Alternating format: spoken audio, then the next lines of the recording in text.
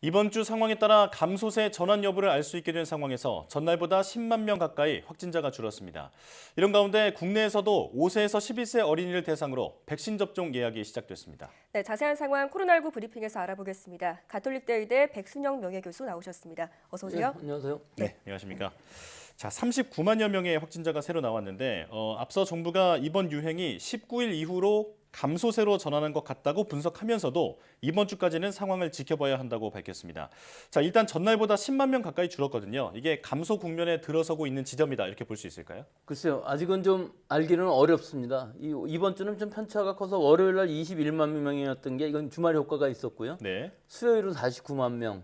그래서 평균적으로 볼 때 한 40만 명 정도가 되는 것 같이 보입니다. 근데 지난주의 결과를 보면 지난주 한 주일 동안도 사실은 한 40만 명 정도였어요. 네. 그럼 지금 상황이 감소 추세냐 하면은 지금 상황은 정체 구간이라고 볼 수가 있죠. 예. 지금 특히 오늘 숫자가 의미가 있습니다. 지난주 목요일이 최고치였는 데 비해서 오늘은 10만 명 정도 줄었기 때문에 네. 지금의 수준은 감소 추세로 아마 이번 주 40만 명 정도 유지되고 다음 주 중에서도 40만 명 정도 유지되면서 주말로 가면서 감소되면서 아마 감소 추세로 돌아설 것으로는 보입니다만은 예. 그것이 얼마나 감소 추세가 될지 아마 알기는 좀 지금으로서는 어렵고요. 좀 완만하게 될 가능성이 높아서 한 이것이 일주일 정도 진행된다 그러면 300만 명 정도 감염되는 상황이거든요. 40만 예. 명 수준이라면은 그렇게 되면은 1,200만 명을 넘어서서 우리 국민의 한 4분의 1 정도가 감염되는 숫자고 실제로 미확인된 감염자들도 본인이 모르는 상황에서 네. 무증상이라든지 경증 환자들도 상당수 존재하기 때문에 아마 이런 정도의 숫자가 통계 숫자가 나온다면은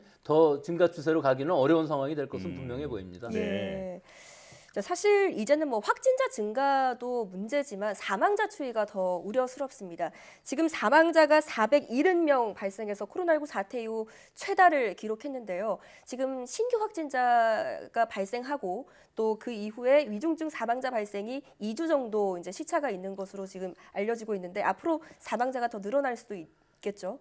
예, 지금 상황을 보면 오늘 470명이지만 지난번에 제일 최고치였던 것이 429명 지난주 목요일 같은 예. 일주일 전이었거든요. 네. 근데 그 이후로 계속 300명 이상씩 사망하고 있는 상황이기 때문에 우려되는 부분이 분명히 있죠. 네. 근데 이 사망자들은 사실 2, 3주 이전에 우리 이 하루 확진자로 봤을 때 한 20만 명대에서 나오는 통계에서 나오는 것이 지금 반영되고 있는 상황이기 때문에 그 이후로 한 40만 명대가 지금 하루 확진되고 있다면은 뭐 산술적으로 2배라고 하기는 어렵지만 적어도 5, 600명 이상 사망자가 나올 수가 있어서 네. 앞으로 한 달 동안 뭐 10,000명 이상이 사망할 수가 있어서 이 부분은 사실은 위중증 환자보다도 오히려 사망자 수가 너무 급격히 늘어나는 것은 우리가 지금 초기에 그 치료가 과연 제대로 되고 있는 것이냐, 위중증 환자를 막는 또 사망자를 막는 피해를 최소화하는 방역을 지금 하고 있는 상황인데 그런 부분에 있어서 관리가 좀 충실치 않았다는 부분들은 좀 아쉬운 부분이 남습니다. 네.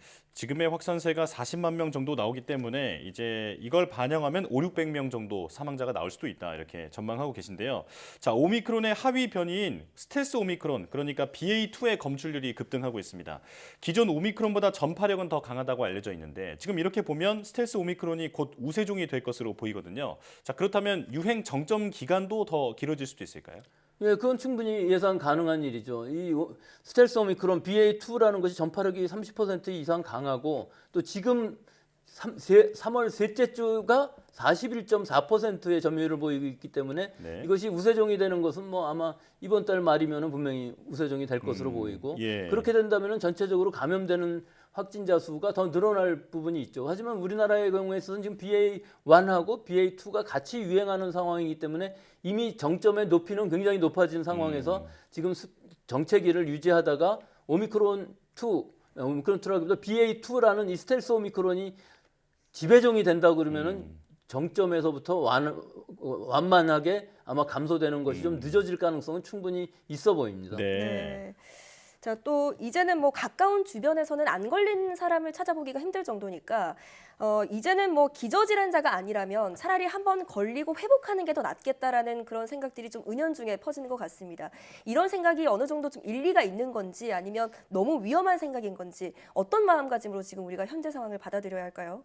전혀 일리가 없다고 생각합니다. 예. 아주 위험한 생각이죠. 네. 예, 어떤 확신이 있다면 좋은데요. 예를 들어서 무증상 경증으로 감염된 후에 끝날 수 있다. 네. 이런 확신이 있을 수 있으면 좋겠지만 기저질환이 있고 없고 이것도 큰 문제가 아닙니다. 사실은 본인이 기저질환이 있는 것도 모르고 있는 사람들도 상당히 많고요. 네. 예, 개인적으로 아무리 건강하다고 생각하는 사람들도 시기적으로는 뭐 스트레스를 많이 받았다든가 피곤하다고 하든가 할 때는 면역력이 극도로 저하되는 상황들이 있을 수밖에 없거든요. 네. 그런 시기에 감염되게 되면은 위중증으로 갈 가능성이 누구에게나 있습니다. 따라서 이렇게 한번 감염되고 낫고 말자 하는 생각은 상당히 위험한 생각이고요. 예. 어쩔 수 없이 감염된 상황에서는 뭐 가볍게 앓고 난다면은 그 항체가 생기기 때문에 자연 면역이 생겨서 굉장히 축복받을 만한 일이기는 합니다만은 네. 그것이 뭐 유럽에서 보면 코로나 파티라든지 네, 또는 네. 지금 뭐 감염된 사람의 마스크라든지 이런 걸 갖고서 일부러 걸린다는 것은 너무나 위험한 상황입니다. 예. 네. 본인 건강은 물론 주변 안전도 위협하는 정말 이제 위험천만한 행동이다 이렇게 말씀해 주셨는데 자, 하지만 결국은 그 한 번 걸리고 나면 내가 항체가 생겨서 다시는 안 걸리지 않을까 이런 믿음 때문인 것 같은데 오미크론 감염자의 그 재감염 가능성은 얼마나 됩니까? 예, 오미크론에 감염된 사람이 다시 오미크론에 감염될 가능성은 없습니다. 아, 하지만 네. BA1에 감염된 사람이 BA2에 감염될 가능성은 아주 드물기는 하지만 있습니다. 그러니까 다른 변이과끼리는 그쵸, 감염될 수 있다는 예, 말씀이죠. 변이가 약간 달라졌을 때 네. BA2도 돌기단백질 부분이 약간 변이가 돼서 감염이 제로는 아니지만 감염될 가능성은 있습니다. 우리나라에서 2020년 1월 21일 첫 환자가 생긴 이후에 2년 넘어 동안에 290명이 재감염 사례가 있는데요. 이번 올해 들어서 129명이 재감염됐어요. 아, 그런데 네. 이 상황은 사실은 델타에 감염됐던 사람들이 오미크론에 재감염 사례가 굉장히 많았던 것이고 네. 실제로 오미크론 BA1에 감염됐다가 BA2에 감염되는 사람은 아주 극히 일부일 것으로 예상이 되고요. 또 이 재감염이라는 것이 굉장히 확인이 어려운 이유가 바이러스에 감염된 다음에 완치가 됐다 그래도 장기간에 걸쳐서 바이러스를 배출하는 사람들이 있거든요. 네. 그래서 이것이 남아있는 바이러스인지 재감염 바이러스인지 그 전체 유전자 염기 서열을 다 밝혀내지 않는 한 알기 어려운 상황이어서 이 부분의 확인도 사실은 어려운 게 맞습니다. 그렇군요. 네. 자, 치료약 얘기도 한번 해보겠습니다. 지금 확진자가 폭증하면서 치료약도 지금 여의치가 않습니다. 정부가 결국 머크사의 라게브리오의 긴급 사용 승인을 이제 신청을 했는데, 결정을 했는데, 자, 치료 효과는 이게 떨어지는 것으로 알려져 있거든요. 현재 상황에서 좀 도움이 될 것이라고 보십니까? 예, 도움이 되는 것은 맞겠습니다만 상당히 제한적일 수밖에 없죠. 네. 머크사의 몰루피라비르, 라게브리오라는 약은 어제 승인이 됐고 일단 MSD에서 보세 창고에 갖고 있던 2만 명분이 26일부터 이제 보급이 된다고 하는데 네. 30%인 것뿐만 아니라 좀 부작용 우려도 있는 상황이기 때문에 가임기의 여성이라든지 또 남성의 경우에서도 처방받은 후에 상당 기간 피임을 해야 되는 부분들 또 청소년들 18세 미만인 경우에는 사용할 수가 없기 때문에 상당히 제한적일 수밖에 없고요. 또 고위험군 대상으로 처방하는데 이제 장점이라고 하면은 병용 금기 약물이 없기 때문에 팍스로비드라든지 렘데시비르 처방이 어려운 고위험군한테는 처방을 할 수 있는 장점이 있겠습니다만은 약 지금 이 물량 계약 물량만 해도 24만 명 정도 되는데 아마 빠른 시간 내에 10만 명 정도는 보급이 될 것으로 우리나라에 도입이 될 것으로 보이기는 하는데 예. 이 부분에 있어서 이 약을 꺼리는 사람들도 분명히 있을 겁니다. 이 약의 이 독성 부분들, 부작용 부분들에 대한 우려가 우리나라에 너무나 넓게 퍼져 있어서 네. 이 약은 난 쓰지 않겠다고 하는 사람들도 분명히 있기 때문에 수용성의 문제도 있어서 아마 당분간은 그런 이슈가 될 수 있을 것으로 보이는데 전체적으로 봤을 때는 어떻게든지 위중증 환자를 줄여야 되는 보조적인 사용은 충분히 가능할 것으로 보여서 일부 네. 효과는 기대할 수 있다고 봅니다. 네, 제한 대상이 좀 많다라는 게 그 한계다 이렇게 볼 수 있겠는데요. 자, 이제 그런가 하면 국내에서도 만 5세에서 11세 어린이를 대상으로 백신 접종 예약이 시작됐습니다. 지금 어린이 감염이 워낙 많기 때문에 백신 접종이 필요해 보이기는 하지만 이제 문제는 백신 수용성이잖아요. 이게 접종률이 얼마나 나올까요? 글쎄요, 우선은 수용성보다도 시기적으로 좀 너무 늦지 않았습니까? 지금 어린아이들이 굉장히 많이 감염되고 있는데 지금 5세부터 11세 사이 오늘부터 예약이 가능하고 31일부터 접종이 시작되는데 네. 고위험군, 즉 만성 기저질환을 갖고 있다든가 면역이 약화 환자, 뭐 비만이라든지 또는 당뇨인 아이들은 무조건 맞아야 되겠죠. 이득이 훨씬 더 크죠. 예. 근데 이번 달 31일부터 접종을 하고 3주 간격으로 2차 접종을 받고 14일 정도 지나서 면역이 생기는데 이렇게 되면 5월 초나 돼야 면역이 생기는 상황이겠죠. 아, 네. 더구나 일반 건강한 어린아이들의 경우에 있어서는 8주 간격으로 2차 접종을 받게 되어 있기 때문에 8주면 2달입니다. 네. 그럼 4월, 5월 지나고 6월 초나 돼야 아무리 빨라도 면역이 생기는 상황이기 때문에 이 시기에는 이미 오미크론 유행은 다 지나간 상황이 될 수밖에 없고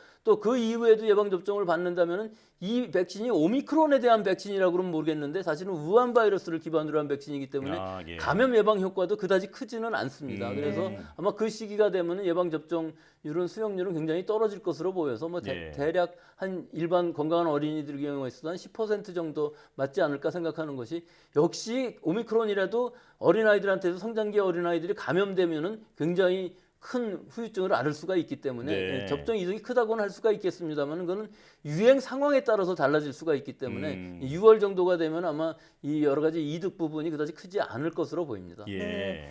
자, 시기가 늦었다라고도 지적을 해주셨고 또 소아용 백신의 경우에는 지금 예방 효과가 성인용 백신보다 떨어지는 것으로 알려져 있거든요. 그럼에도 불구하고 맞아야 한다고 보십니까? 그래서 맞는 이득은 훨씬 더 클 수 예. 있다고 봅니다. 성인 접종량의 3분의 1, 즉 10마이크로그램의 파이자 백신을 맞는데 양이 적은 만큼 감염 예방 효과도 좀 떨어지고 더구나 네. 오미크론이기 때문에 좀 더 떨어지고요. 네. 다만 부작용 사례는 좀 더 약할 수는 있겠죠. 하지만 이게 근본적인 문제가 단기적인 부작용이 아니라 mRNA 백신이라는 장기적인 부작용을 알 수 없는 상황에서 불확실성이 있어서 꺼려하는 부분들이 있거든요. 네. 그렇기 때문에 지금 상황에서 봐서는 이 백신을 맞는 어린아이들인 경우에 있어서는 이득이 크다고 하는 부분은 오미크론이 감염이 되었을 때의 그 성장기의 그 빠른 증식 속도를 가지고 있는 아이들 안에서 감염이 되는 것보다는 이 적은 부작용에 이 백신을 맞는 것이 이득은 충분히 있을 것이라고 봅니다만 이것은 예. 유행 상황에 따라서 달라질 수가 있어서 이게 변수라고 볼 수 있습니다. 네. 자, 자세한 안내가 또 계속 이루어져야겠습니다. 네, 여기까지 듣겠습니다. 코로나19 브리핑 가톨릭대 의대 백순영 명예교수와 함께했습니다. 고맙습니다.